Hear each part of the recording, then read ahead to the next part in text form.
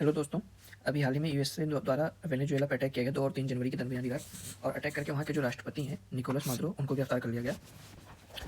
उसका सबसे बड़ा रीज़न जो है उनकी गिरफ्तार करने का वो यह है कि यहाँ पे वेनेजुएला के पास सबसे ज़्यादा, विश्व में सबसे ज़्यादा ऑयल रिजर्व वेनेजुएला के पास है। खनिज संसाधनों में सोना और चांदी के निक्षेप भी है उसके पास। और सबसे बड़ी जो रीजन है वो यह है चाइना से बढ़ती नज़दीकियाँ। आपने अगर फोटोज वगैरह देखा होगा तो अटैक से जस्ट पहले ही वेनेजुएला के राष्ट्रपति ने चाइना के एक अधिकारी से मुलाकात की थी, और उसके जस्ट कुछ ही घंटे बाद ही वहाँ पे अटैक करके निकोलस मादुरो को गिरफ्तार कर लिया गया।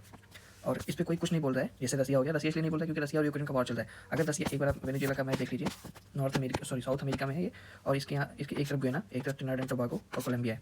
गुयाना में अमेरिका का सैन्य बेस है, और गुयाना अमेरिका का काफ़ी अच्छा पार्टनर है, एलाई पार्टनर है।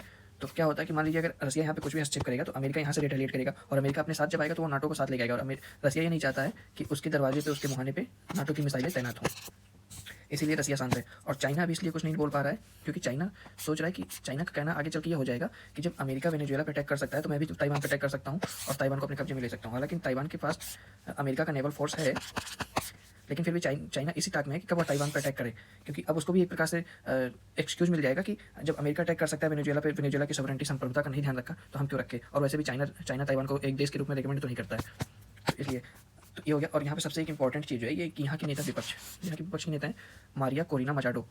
इनको ऐसा माना जा रहा है कि ये आगे चल के वेनेजुएला की राष्ट्रपति बनेंगी, और कहीं ना कहीं एक प्रकार से यूएसए की पपेट बनेंगी। यूएसए अपना पपेट गवर्नमेंट चलाएगा और वहाँ के जो संसाधन है उनका दोहन करेगा एक प्रकार से।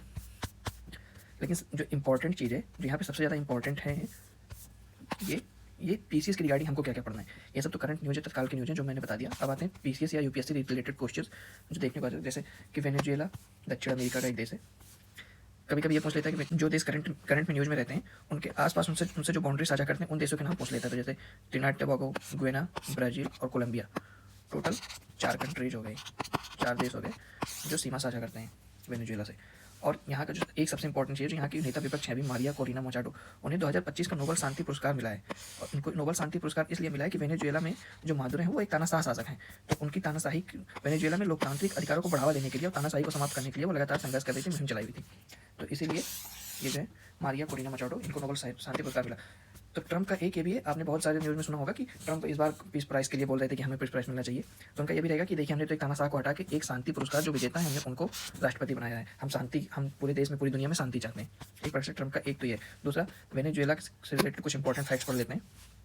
और ये बार बार यूपी पीसीएस में तो कई बार पूछ रखा है, 1-2 बार यूपीएससी में पूछा हुआ है कि सबसे लंबी नदी वेनेजुएला की वो है ओरिनोको या ओरोनिको, जो भी प्रोनाउंस करना होता है। कुछ लोग ओरिनिको करते हैं तो कुछ लोग ओरोनिको करते हैं। और इसकी जो सहायक नदी है कोरोना नदी, ये सबसे ज़्यादा इंपॉर्टेंट है क्योंकि इसी कोरोना नदी पे दुनिया का सबसे ऊंचा बांध एंजल प्रपात इसी कोरोना नदी पर है। और इसी नदी पर ही एक गोरी बांध करके, जो कि वेनेजुएला की विद्युत उत्पादन क्षमता को बढ़ाता है, विद्युत उत्पादन यहीं से होता है और काफ़ी इंपॉर्टेंट बात है ये। फिर एक देख लेते हैं कि वेनेजुएला में सवाना के जो घास पाए जाते हैं उनको हम क्या बोलते हैं, वहाँ पे लानोज बोलते हैं। और वेनेजुएला में ही माराकाइबो झील पाया जाता है।